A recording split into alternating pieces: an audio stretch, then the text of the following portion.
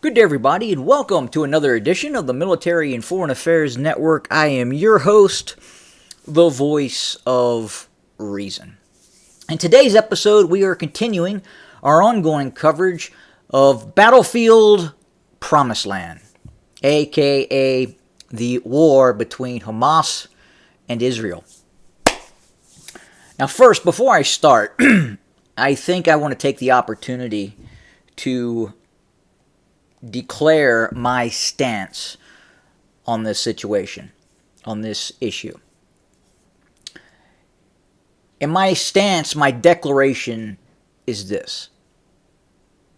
Humans are an inherently aggressive species.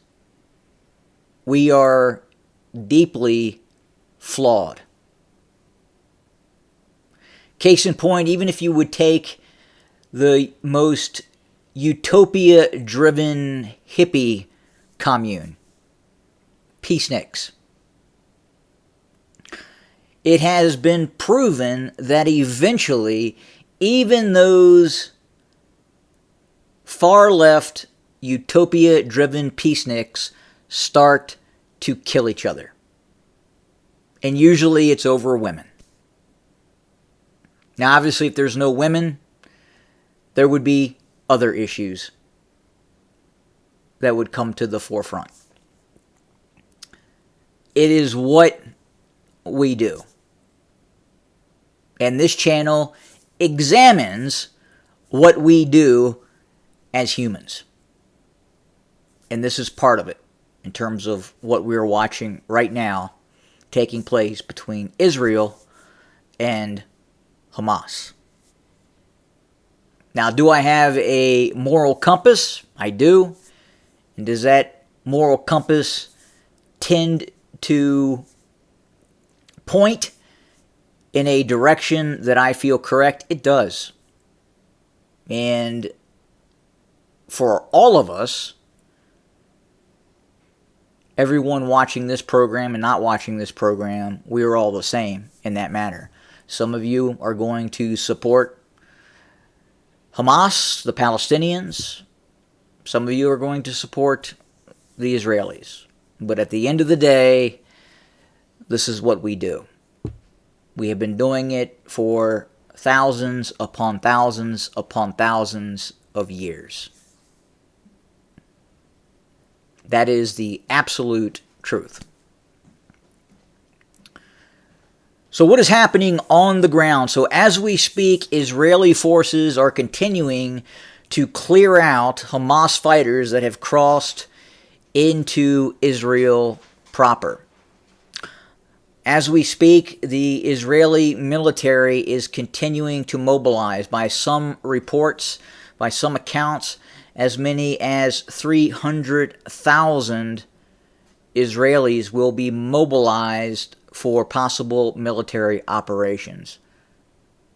In all likelihood, the brunt of the fighting in Gaza will be done by active duty, quite possibly non-reserve units, paratroopers, active duty tank brigades, active duty mechanized brigades that are fully trained.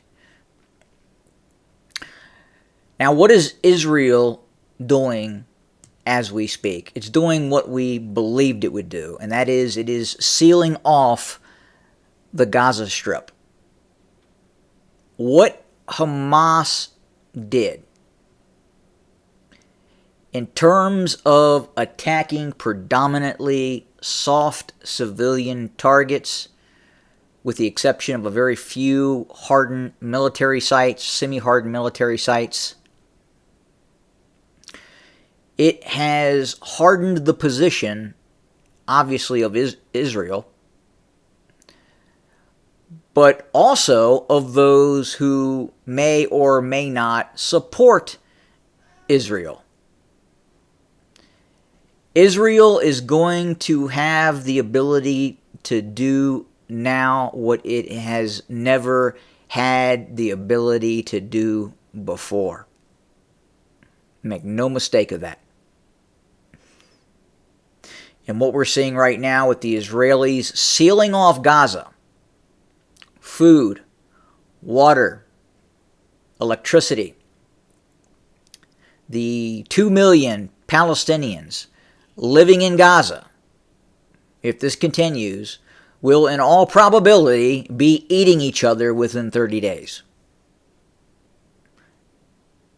They will start to turn on Hamas. There will be factional infighting. Factional infighting already occurs within these Palestinian organizations. It has occurred since day one. But that is going to be exasperated by this Israeli blockade, compounding with the vast and overwhelming Israeli military response that is attacking targets throughout the Gaza Strip. And then at some point in time, at Israel's choosing, Israel controls the clock. Israel is going to seal off this border, kill anything that gets close to it, mobilize its military, provide for adequate defense both in the north, the east, the south, and then it will proceed in its destruction of the Hamas militant organization. Make no mistake of it. Hamas will not exist a year from now. It will not exist. Not in the Gaza Strip. As what we see occurred in Israel, in these towns near the border of the Gaza Strip, these scenes, these atrocities that occurred, and make no mistake of it, when you have professionally trained light infantry units, which Hamas is, they have received training from the Iranian Revolutionary Guards, and in all probability, Quds Force members were attacking some of these Israeli settlements.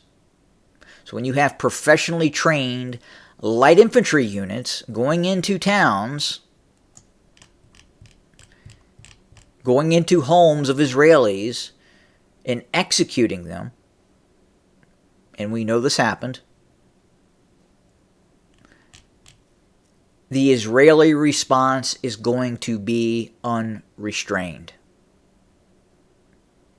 There is nothing now holding back the Israelis from exterminating Hamas, exterminating any element for which Israel perceives as a threat. And that's going to happen. It may take time, it may take weeks, it may take months, but it's going to happen. It is absolutely beyond a shadow of a doubt going to occur now. Could the war spread? Could we see fighting take place in the north with Hezbollah? Possibly. I still believe at this point the Iranians are concerned about the Israeli response, meaning getting dragged into a war with Israel. Hezbollah is also concerned about being dragged into an all-out war against Israel. And again, make no mistake, when Israel fully mobilizes and goes to war, and you are fighting that Israeli war machine, especially if you are Hezbollah, if you are Syria, if you are Hamas, you are going to lose. And you are going to lose badly.